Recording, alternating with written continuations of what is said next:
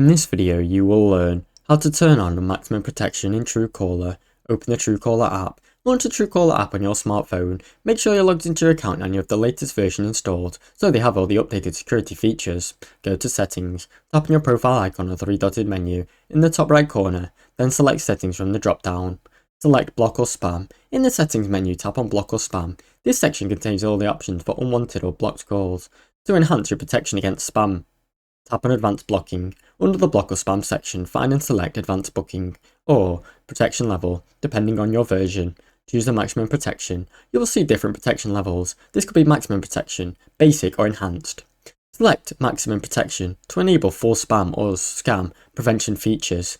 Save and confirm. Confirm your choice allows Truecallers necessary permissions to filter spam calls and messages effectively. Once done, your phone will automatically block or known scammers. Now you know. Now you know how to turn on maximum protection in Truecaller. Thanks for watching. Don't forget to like and subscribe.